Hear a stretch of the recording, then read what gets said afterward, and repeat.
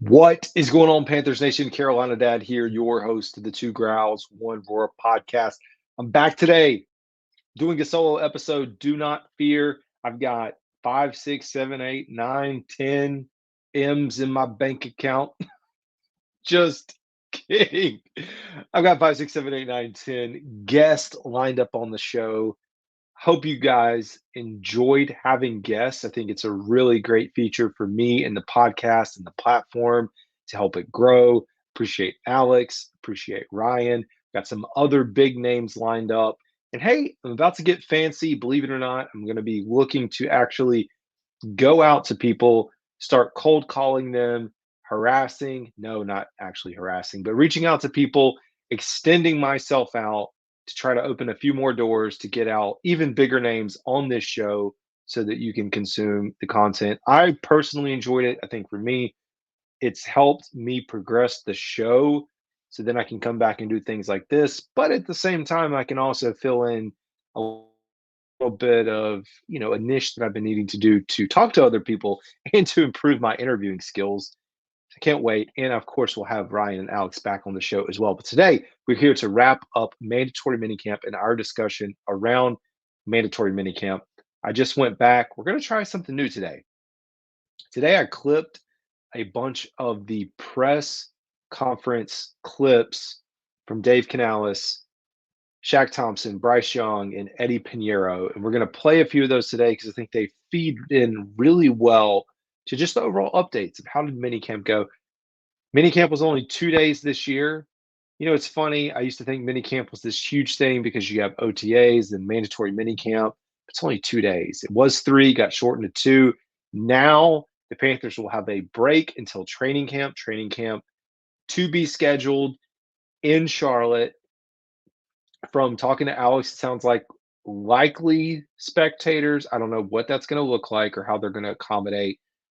No facility, so there's not going to be any of the new fancy proposal or anything like that. So, guessing rollout bleachers, standing area, probably tickets. We'll find out more, and of course, I will keep y'all updated as we get through that. But let's go ahead and dive into mandatory minicamp. I also want to say depends on when you listen to this and when I publish it, but I am going on ESPN Wilmington this week with our man Randy Slack to talk about minicamp, to talk about the offseason program, to get us ready for training camp, which is coming so fast, right around the corner. Let's start off with the biggest headline. It's funny that this is the headline that's just taken over the entire, I don't know, month or so that we've been in with OTAs. It's less than a month, but at least the last 2 weeks regarding OTAs. Kicking competition in the Carolinas.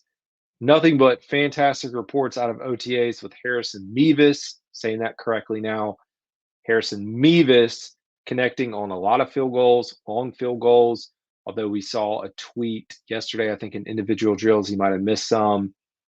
Eddy Pineiro comes back. You'll get to hear a little bit about, from Eddy himself at the end of this. Eddy Pineiro says it's not contract related.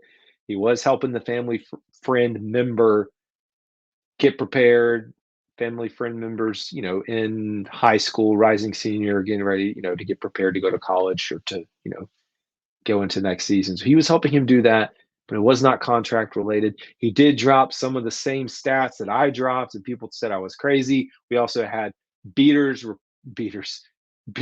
and reporters dropping the same stats that I quoted when people said I was crazy for mentioning them. So I just want to throw that out there. So you can bash me all you want. Eddy Pineiro has the third best field goal percentage in the history of the NFL. That's it.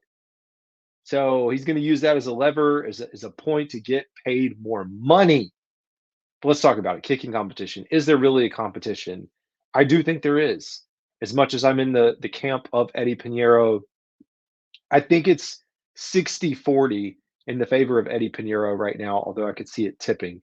We really don't know what Harrison Mevis is or is going to be until we get into the thick of things, until we see him in live action with the new kickoff rules, as well as kicking in the preseason and in training camp. Like we'll learn a little bit more there.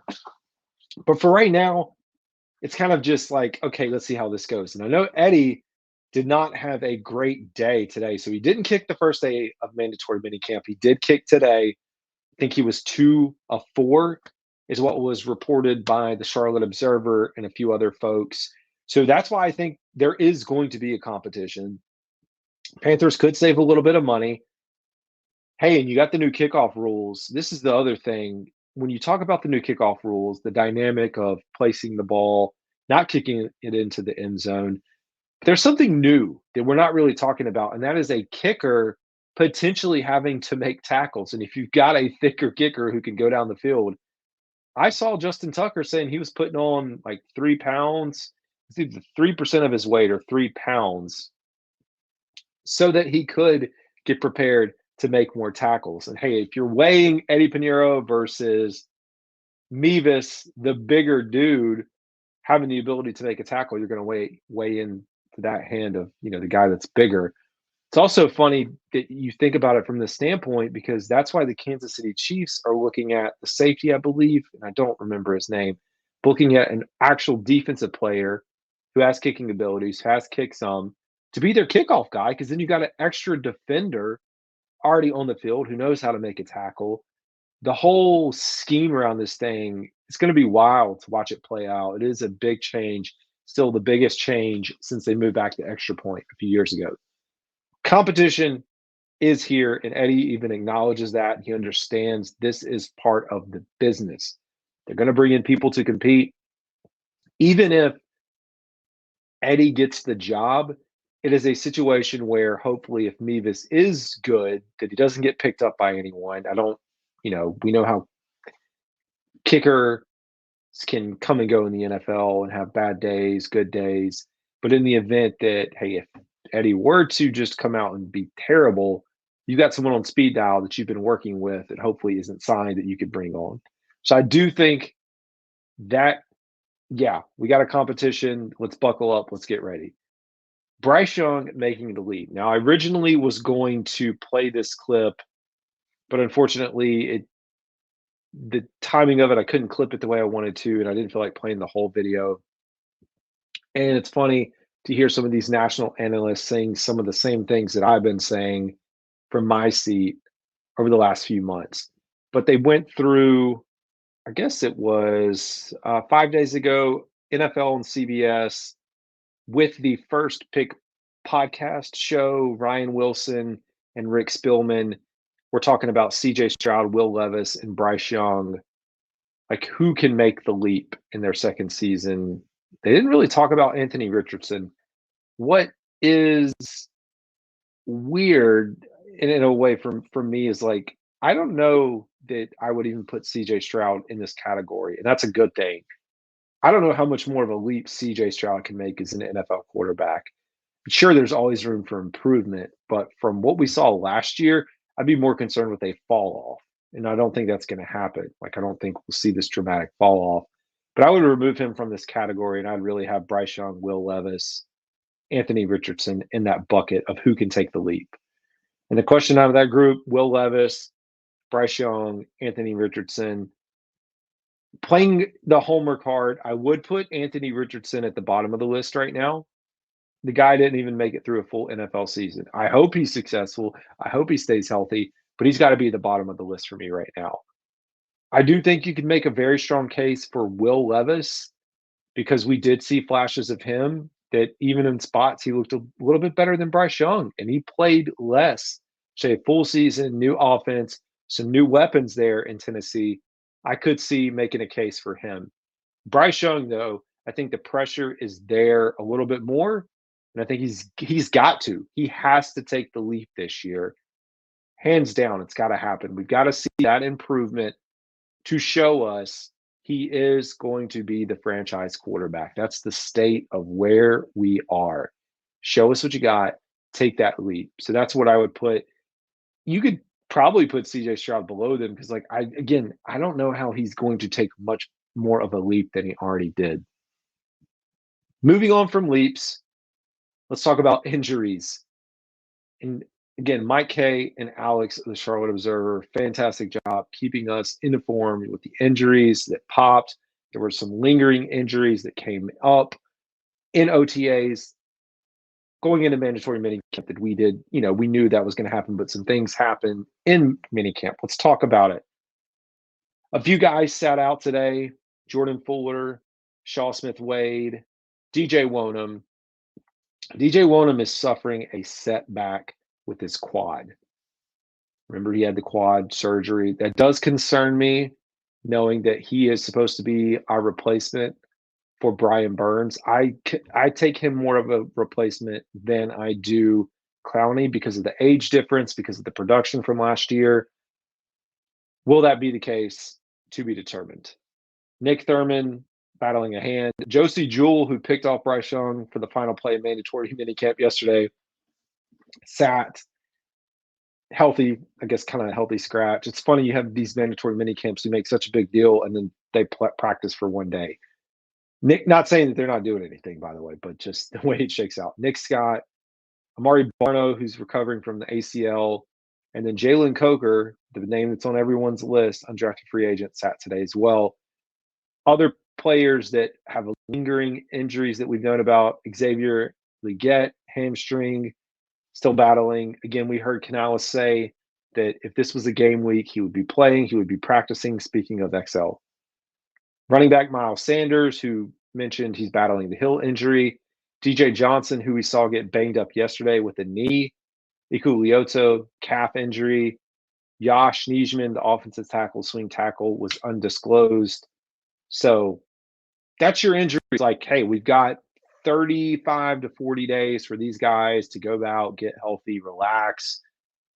I'm not going to start worrying about injuries until we get into training camp. That's when it becomes more of an issue. We also heard that Jonathan Brooks, as far as his recovery, it's going to take a little bit more time. And I spoke about Wona. We're going to have to ease those guys back in to the program. And yeah, we all said it would be a very long shot for Jonathan Brooks to be ready for training camp coming off an ACL injury. So I think with the praise that you'll get to hear from Canales, with Chuba Hubbard getting, as well as Tommy Trimble, even though, Tavian Saunders has looked good as well, I think this puts us in a good position, put the Panthers in a good position. So we're going to have a little bit of fun today. We are going to go through the presser highlights. So I went through Dave Canales, Shaq Thompson, Bryce Young, Eddy Pineiro. I only did today's. I did listen to yesterday's, but for the sake of this show and not making this a 55-minute to an hour-long episode, I decided to clip a few things from today. So let's go out. Now, I am using this, like if you wanted to go back, or if you want to go out and look at what I'm sharing, you can go out to the Two Growls One Roar website and see the clips here. So we're going to start with Dave Canales talking about minicamp. First thing was a focus on turnovers. So I will run the clips, give you a little bit of feedback, and we'll see how this goes. This is a new segment, so if you like it, let me know. If you don't like it, I think for the audio listeners, it'll be really good. For the podcast visual, maybe you'll like it too. But let's jump right in. First clip. That's been great. We talked about the turnover drills that our defense reps, and to see it come alive in the team settings where we can't tackle right now, but you see the mentality. You see guys getting ready to punch the ball. You see guys ripping at it when the running backs are coming through the line, and how that's trained our offense, because our running backs have had to wrap it up with two hands every run because the defense is striking at it. The receivers have had to transition quickly because of the same thing. And then, of course, just always harping on the quarterbacks. Play it like it's live, move, get the ball out of your hands, take off and run when you can, so you get that full game-like feel from these reps as much as we can right now. So the attention and focus on the football was fantastic. All those things, all the things, capturing our effort, the standard of work. We talked about that just with some of the veteran players. You could just listen to Canales talk nonstop. Very well spoken. Emphasis on turnovers. We know we were one of the worst team at forcing turnovers last season. It's important for us to be able to force turnovers, which we've heard through camp that a few of those have happened through minicamp. We want to see more of that this season with Ejiro Evero and the defense that he brings. Fantastic opportunity. Hey, speaking about the quarterbacks, I know it's kind of unrelated to turnovers, forcing turnovers in this segment. I even saw a clip of Bryce Young on a rollout of one of the plays where he ends up like walking it into a touchdown. Other thing that I'll say, speaking of intensity and turnovers and the energy that is there in the building in camp, I also heard that Raheem Blackshear and Jadeveon Clowney got into it today after a touchdown from Bryce Young. So that's just where things are, which Canales is like all for it. Bring on the energy, and I am too. Like we need that fire here. Just don't hurt anybody and do anything stupid. Here we go. Let's hear about the standout players that are being noticed by Canales. A few names you'll recognize. Some of the veteran players that we have, guys that stand out, just talk about Derek Brown on defense, coming to work every day, just killing it in the drills, getting after it, really pushing himself, especially when he's tired. Coach Wash doing an incredible job with the rush group and the different stunts and things they're working on. And then on offense, I can't talk about effort without talking about Chuba Hubbard and Tommy Tremble, two guys who really push each other to get their work in, to work on the small things, taking care of their bodies, the effort that we're looking for in practice. These guys are at the front of what we're talking about, trying to push the tempo, trying to make sure that the defense can feel the attacking style that we have. These are guys that have really stood out for me this spring as leaders in that regard. And so I feel great about it. As the whole group looks at that and sees these guys who are depending on working hard, it sends a message to the whole group. This is who we are. This is how we practice, and this is how we finish. So Love it. Chuba Hubbard, Tommy Tremble, two guys that are long overdue for breakout seasons.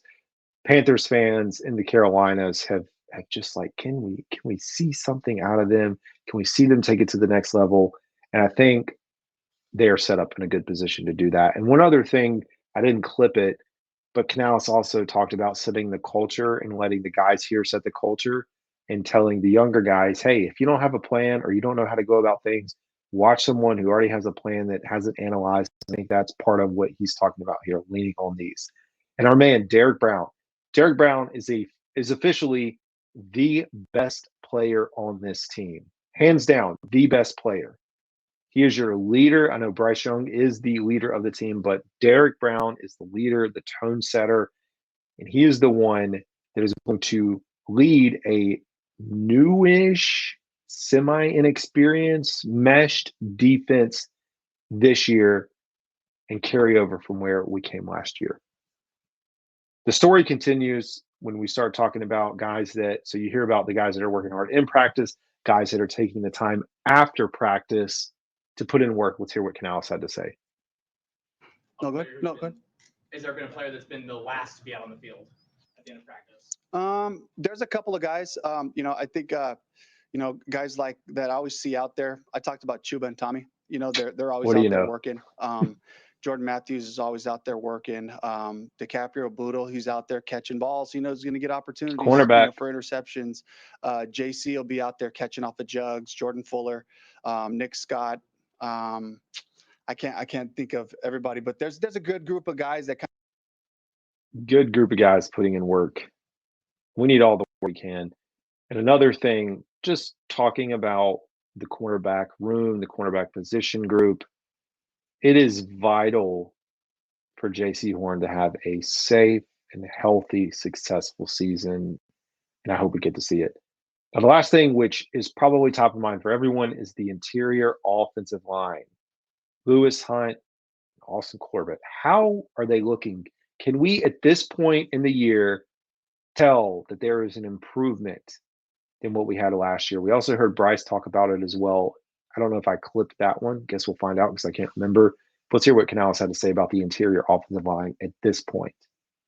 Dave, the changes to the interior of the offensive line, is that something you're able to see now, or is that more of a training? It's going to kind of come to light? Oh, no, you can see it now. Yeah, Damian Lewis, Robert Hunt, Corbett in the middle right there. It's a very stout group inside, really guard to guard right there. And so I can feel just the momentum that happens in the run game. I can feel that when they sit and anchor in their pass pros, there's great space in that interior of their pocket. So those are the things we were hoping for with bringing them in, and it showed up, throughout the spring, even in the setting that we're playing in now. Interior pocket presence for your rookie quarterback that needs the ability to step up. Here's the thing, if you didn't know, I started rewatching last year's games, which you're probably like, why put yourself through that torture? It's more for me. One is I learn to just go back and like, hey, how bad was this? And the thing about last season, and I'm only through the first game against the Falcons. One, you go back and look at how close we were on that first drive to scoring a touchdown where we run the ball, turn it over on fourth down. Things change. When I went back and watched Bryce Young's first turnover of the game, the interception that was thrown, real time, we see it. Safety makes a great play. But you rewatch that and you see Hayden Hurst and how he basically let Bryce down. And for those that are football fans, or maybe you're not, what happens is Hurst probably is running, I don't know, 8 or 9 yards. He's planting, and then it's cutting inside, to run across the middle of the field. Has a defender right on his hip. So he's over top of that defender, but the safety's coming down over top of him. What happens is Hayden Hurst drifts on his route. So instead of just planting, coming flat, going straight down the line, he drifts up probably 3 or 4 yards, maybe even 5. So when he drifts up, if Bryce Young is expecting the line or Hurst to run straight down a line, and when he steps up in the pocket to make his throw, that's where he throws to that point where he thinks Hurst is going to be when he makes the cut. But from where Hurst drifted, Hurst is now behind the second defender, the safety, whose safety just steps up and makes a play. There's a lot of things happening. Bryce didn't play fantastic last year, but when the connection between him and his receivers is going to be very important this year, and it's a brand new offense again. So yeah, it's year 2, but he is learning a new offense, and there's nuances to that, and they are starting simple, which is where you want to be. But it will take a little bit of time. But the most important thing is getting the timing down, but also having receivers that run and tight ends to the spots where they're supposed to be. So when your quarterback makes the throw, because if you go back and watch, if Hurst runs the route the way he's supposed to, worst case scenario, it's an incompletion. Like worst case. Best case, it's a catch. Like because Hurst is underneath, so the safety's still going to break down, but the ball will be in a spot where he likely can make a play. And I mean, you would possibly get like an interception, like a 1 out of 900 chance if he broke on it a certain way. But it would have been a closer play than what it was, and not a disaster. Just had to say that. So moving down, this is not Shaq Thompson. We'll move on to Shaq talking about the new players on defense. Shout out to Shaq Thompson, who got married. Also talked about his business, his trucking business. If you don't know, smart for him to set himself up after his football career. Also said he wants to be a Panther for life. Also has another 5 years here. But let's play Shaq on the new players and the new scheme on defense and what that looks like.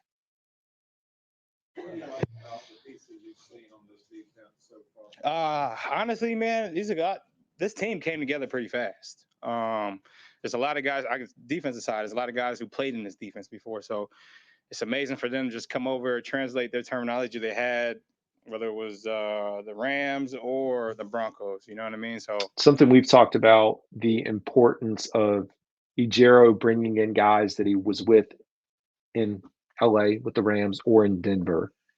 And that's important to have those guys that have already played in this game to come and, have people talking on the same page, like Shaq said. That's a blessing.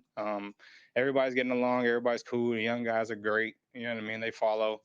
Nobody's like something like that. So everything's been great. You know what I mean? Everything's been great. I love how it bleeped out what he said there. Mentally, man, I'm fine, man. I got married in February. Got kids. They healthy. Got a business. I still got a job. You know what I mean? So everything's good.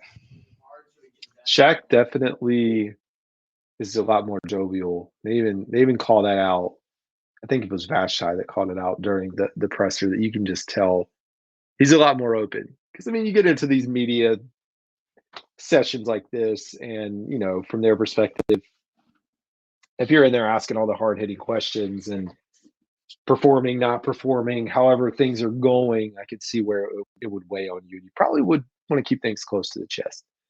Let's also hear about him talking on the culture that's been established, and it all has to do top down with the coaches that are here. You said this group has come together fast. What do you think has led to that? Just probably the coaches, honestly. There's a lot of good energy in the building. I mean, you walk in, people talking to you, speaking to you. I'm not saying like it never was like that, but it's just you could just feel just the energy and the presence of everybody. Everybody say what's up to everybody. Everybody having conversations with different people. It's not just defense and defense, offense, O line, safeties. Have a conversation like that. That's how you build a team. You said this group has come together. Energy, culture, top down. That's so vital for the success of this team this year.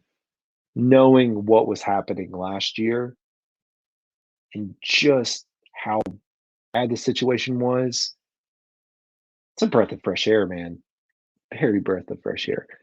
And we know that Shaq he does embody keep pounding. He took a pay cut to remain here, battled through some significant injuries. He played along Luke Kuechly, Thomas Davis, followed in their footsteps, really has been the forefront of the defense over the last few years since their departures. Let's hear what he talked about with that keep pounding mentality. Kind of ownership do you have in that and pride in that to kind of make sure you continue to have this? Man, I'm just trying to keep everything going. Like you said, we got new people coming in. But the standard's going to be the standard regardless. That standard was here when Luke and TD were here, and that's what I'm trying to implement in these guys. Like, man, if we all on the same page, there's nothing could go wrong. You know what I mean? Just got to keep going, keep working. Our mantra here, keep pounding. You know what I mean? Everything's going to happen. Adversity's going to happen, but how are you going to get over that? You can't dwell on it. So true, man. Moving on from that 2-15 season. And here's the thing that I like to talk about. Fans will want to set realistic expectations, as they should. But these are grown men that want to go out, play football, win football, and make the playoffs. And you get to hear it directly from Shaq Thompson. Just playing, but I love it here. I've been here for 9, going into 10 years. You know what I mean? This is all I know. I would love to retire here, but that's in my feet. And when I say that, I control what I control. I control myself on that field. If I play well, I'll stay here. If I'm not, I'm out. You know what I mean? I understand and know the business. You know what I mean? This is my last year. So I'm playing for the Panthers and I'm playing for 31 other teams. You know what I mean? But my main focus is, we got to win. We got to get more than 2 games. We got to make the playoffs. How many more years? We got to make the playoffs. Got to win more than 2 games. Now you get to hear how many years he has left. How many more years? I think I got about 5 in me. I spent 4 behind TD and Luke. Broke my leg last year to add an extra year. That's 5 right there. As a veteran, Shaq, does Bryce look any different to you from year 1 to year 2? He's definitely shown a lot of growth. You know what I mean? We can't wait to see, but it's us against us. You know what I mean? I think he's going to have a tremendous year. I think he's going to ball out. He's our leader. He's our franchise guy, and we're going to stay behind him. Just playing, but That's great too. It is, you're going, like you said, bodies against bodies. You don't really know until you see that competition. And is he really elevated? Is this a new Bryce 2.0 that we're going to get to see this year? And speaking of Bryce, let's hear from Bryce Young talking about his connection with Deontay Johnson. Week-to-week game plan thing. Bryce, we get to see your chemistry with Deontay the past couple of practices. How have you guys gone about forging that kind of bond on the field? Yeah, it's been great. It's been great being able to throw to him, to work with him. Again, he's super hardworking guy, super competitive. Anytime we have those team periods, from him and really from everyone, that urgency and stress to win. We want to treat everything like it's a game. We want to have game-like reactions, game-like communication, and I think that's really how you learn the most. So for us, getting as many realistic reps, and then as soon as something happens, good, bad, indifferent, whatever it is, we come back, we're talking about it. Hey, what do we see here? That's good. Why do we like it? Cool. Let's make sure we can replicate it. All right, I was on this page, you're on this page. Let's figure out how we can, what it's going to be. So I think it's just that constant communication mixed with the competitiveness. Constant communication is very vital, as I just talked about the interception from last year. And Bryce, very short career. He has not had this type of weapon at wide receiver in Deontay Johnson since his time in the league. Really should help elevate Bryce Young in his game. Guess what? Interior offensive line coming up again. What does Bryce Young think about it? To grow. Bryce, that interior offensive line was overhauled. Are you able to notice a difference yet, or is that something that Dave said you could see it already, or are you maybe going to see it even more clear at training camp? I mean, yeah, of course, you get new guys in, different players that play different ways. Getting Robin DeLu in it's been great. It's been great working with them. Great watching them on film. I'm a student of the game. Obviously, I'm watching my position, trying to learn and grow, but also I just love watching the film and seeing what a bunch of other positions are doing. And I love the game, so it's fun to watch that, and watching them work has been awesome for me. It's been great. So. I'm super excited to continue working with them, move forward, and our entire O-line. Great position to be in, shoring up that line. Now, Terrace Marshall Jr., the name that I've talked about, that we've all talked about, it's looked really great. It's apparently having quite the mini camp. You get to hear Bryce Young talk about his development, speaking of Terrace Marshall Jr. and what he's looked like in camp. How have you seen him kind of grow and change after the adversity he faced last year? Yeah, I think he's just out there playing free. You can see the confidence. He knows who he is. He's super dynamic guy. Someone who can run every route in the tree, makes big time catches, and you can kind of just see this being a new staff, new team, just a new fresh start for everyone. And he's being himself. He's making plays. He's being dynamic. So I'm excited to continue working with him, and he's continuing to grow like we all are. A fresh start, which likely is his last start right now, to make an impression and show folks that, hey, I can still be in the NFL. I can still play wide receiver. What a great position for us to be in if he does pan out and actually turn into a legitimate receiver. I'm looking at Eddy Pineiro as I say this. Eddy Pineiro on missing his time. Let's hear it straight from the man. Obviously, the OTAs and the Austin program, at least before this week, are voluntary. Johnny had mentioned you were working with your brother and your dad a little bit. What went into that decision to skip, knowing that you had a new staff? So my decision on that is kind of private right now between me and the Panthers. So I'm not gonna comment on me missing anything. So how did it feel to be back out there today? Felt great. It was awesome. Had the band back. Feels good to be back, and not going to comment on it, although he's asked about it a few times. Now we get to hear about the relationship of Eddy Pineiro and Harrison Mevis, who, although very short, it's a high and by type situation. The Panthers drafted a kicker. What's your relationship been like with Mevis in the conversation? Just very minimal, just high and by. Haven't really had a chance to sit and talk with him. I was catching up with a bunch of the other guys that. Tell me there's a competition without telling me there's a competition. Hey man, how's it going? See you. Bye. You gotta, and I understand they've only been there for 2 days, but you're the only two kickers there. You got to be interacting a little bit more than that, I would say. So yeah, I think the pressure is felt by both sides. That I haven't seen, but yeah. Did you feel a little rusty taking snaps today or taking attempts today at all? No. I felt like I hit the ball pretty well. I felt good. Fine. Was there a reason you didn't kick yesterday, or was that always kind of the plan coming in? Yeah, that was the plan. Yesterday was kind of just to get back in the groove, see the guys out there, have my helmet, and just run around and just get accustomed to things, and then just kick today. So yeah, only get to kick once. Gonna be working hard in that off season. Last one. Let's hear Eddy himself talking about the importance of a competition or competition itself. No, I know it's part of the business. If they can, it's just the NFL. They try to replace you all the time, and it's just part of the business. Everybody has to compete.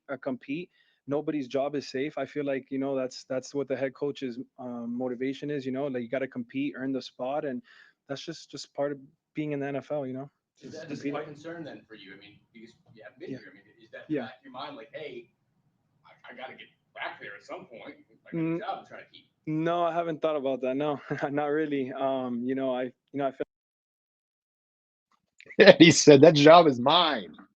I haven't really thought about it. I'm sure he's thought about it a little bit.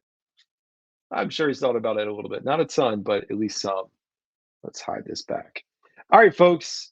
That is going to do it for today's episode. Again, hey, if you liked that, that's something that I may bring. It took a lot of work to clip those down, but possibly something I can continue to do maybe once a week with some of the clips that we get. I think it is important to hear those, to play them, to digest it, and help you understand what's being said. Anyways, folks, that'll do it for today's episode. This is Carolina Dad. Y'all have a good one.